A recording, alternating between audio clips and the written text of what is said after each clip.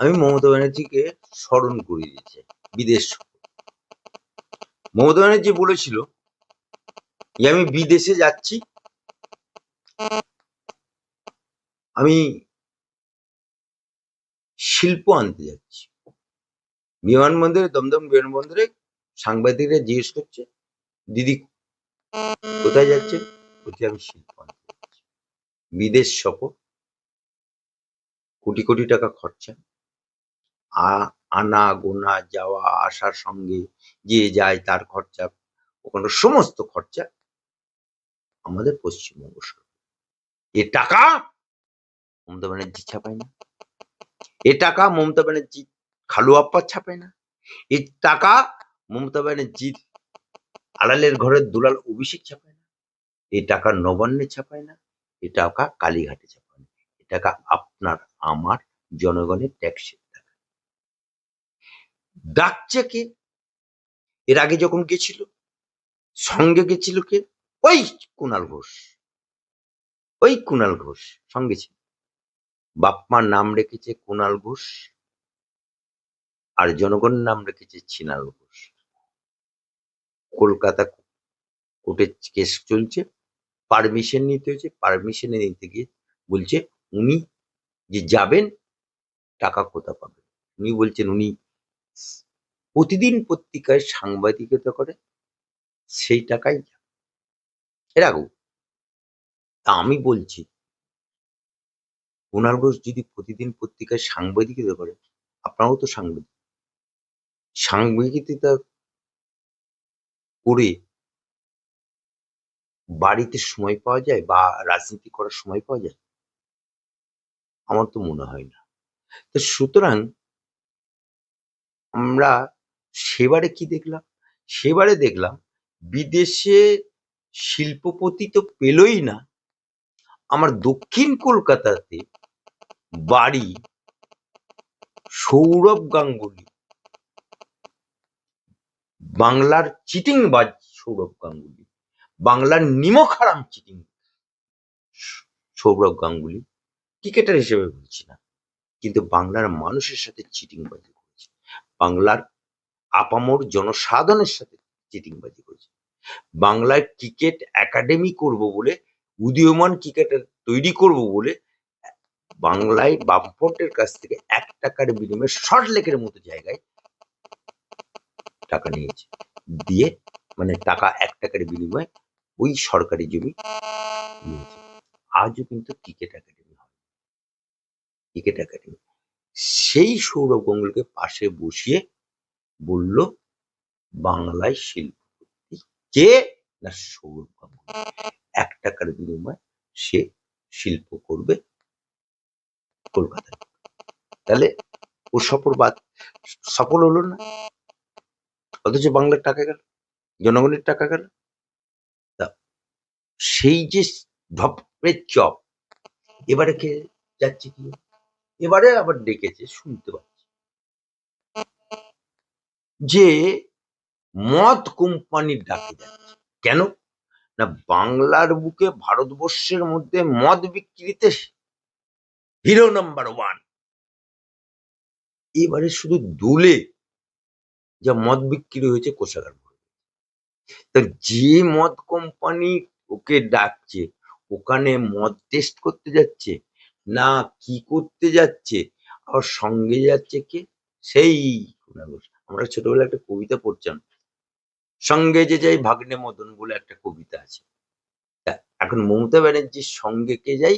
না 3.5 বছরের জেল খাটা আসামি। সঙ্গে কে যায়? যে মমতাকে বলেছিল একদিন চোর। সঙ্গে কে যায়? যে বলেছিল শাহাদাত টাকা মমতার কাছে আছে। সঙ্গে যে যাই ভাগ্নে মদন, সঙ্গে যে যাই 3.5 বছরের জেল খাটা আসামি ছিনাল ঘোষ। নন ম্যাট্রিক সংবাদ, নন ম্যাট্রিক সে সঙ্গে যায়, সঙ্গে যাই। এটা আজকে আপনার চ্যানেলে প্রথম বলছিলাম, আমি বহুবার বলেছি, বহুবার বলেছি।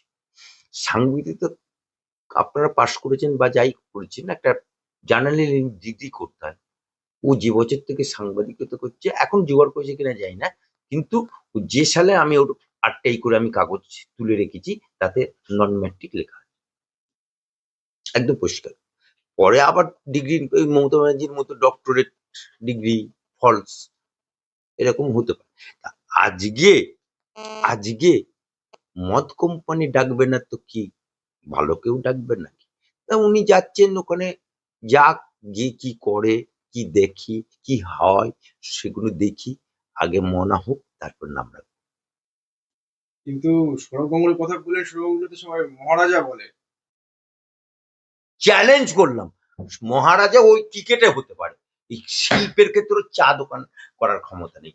ওর আমার কাছে একটা কেস এসেছিল, ওর বাড়িতে ওর যে মানে ঝিয়ের কাজ করে বা এদের, তাদেরকে একটা পুজোর সময় শাড়ি কিনে দেয়, সে করবে শিল্পপতি, সে ক্ষমতা থাকলে সৌরভ গাঙ্গুলি আমার নোটিশ পাঠায়। তারপরে ওকে কিরকম হাই করে টেনে আনতে হয়। আমি তো খুঁজছি যে সরকার বামফ্রন্টের সময় চিটিংবাজি করেছে টাকা নিয়ে। আবার এই লোকটা বিজেপি স্বরাষ্ট্রমন্ত্রী অমিত শাহকে লাঞ্চ খাইয়ে, ডোনাকে দিয়ে লাঞ্চ সার্ভ করিয়ে সে আবার বিসিসিআই সভাপতি হয়েছে। তাহলে বিজেপির সাথে ঘর করা হয়ে গেছে, এখন দিদির সাথে ঘর করছে। আবার টিএমটি বারের অ্যাড দেয়। আর যদি যোগ্যতা থাকে সে আবার অ্যাড দেয় গো। হ্যাঁ, অ্যাড দিতে হয়। অ্যাড কারা দেয়? এরকম যদি মহারাজা হলো, তাহলে আবার অ্যাড দিতে হবে কেন? অ্যাড দিতে হবে কেন? লুট করে খেতে হবে কেন? হ্যাঁ, লোককে খাইয়ে পা চাটতে হবে কেন?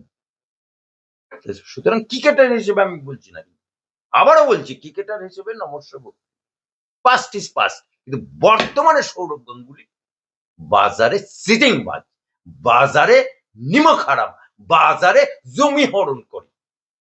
উনি তো বলেছে বাংলার উদীয়মান যারা আছেন ক্রিকেটার বা যারা মেরিট। আমি আবারও বলছি ক্রিকেটার হিসেবে আপনি প্রশ্ন করবেন না, আপনি প্রশ্ন করেছেন রাজনৈতিকভাবে। যখন জমিদার, জমাদার, নবাব সিরাজউদ্দৌলা, তারা তো বলতে 700 বছর এদের শাসন করেছে মুসলমান। তারপরে ব্রিটিশরা, তারপরে কংগ্রেস। কে কবে ঘি দিয়ে ভাত খেয়েছে? হাত শুকালে হবে নাকি? হ্যাঁ, কোন কালে ঘি দিয়ে ভাত খেয়েছে, এখন হাত শুকালে হবে নাকি? হ্যাঁ, এখন তো নরেন্দ্র মোদী প্রধানমন্ত্রী। এখন কি? ও এখন ঠকবাজ, এখন চিটিং বাজ, চোচ্চটা দাগাবাজ, অপর নাম সৌরভ গাঙ্গুলি বাজ। ও তো কর্মসংস্থানের দিশা দেখিয়েছিল, বলেছিল বাংলায় অনেক ছেলে। ওই জন্যই তো বললাম চোচ্চটা দাগাবাজ, তার আরেক নাম সৌরভ বাজ। কিন্তু ওকে মমতা সরকার এত কাছের বলে, কিন্তু ওকে ব্র্যান্ড অ্যাম্বাসাডার করেনি, করলো শাহরুখ খানকে করেছিল। ঘাড়কানো কাজ, মমতা এক যা। তাহলে বলতে চাইছেন যে এই যে বিদেশ সফর মুখ্যমন্ত্রী গেল, এটা সেই আগের বারের মতন যেমনটা বললেন আপনি, ফাউ, এটা ফাউ। আমি ওই জন্যই বললাম মনা হোক, তারপর নাম রাখবো। মনাই হলো না, কোন নাম রেখে দিলাম, মনাটা বলতে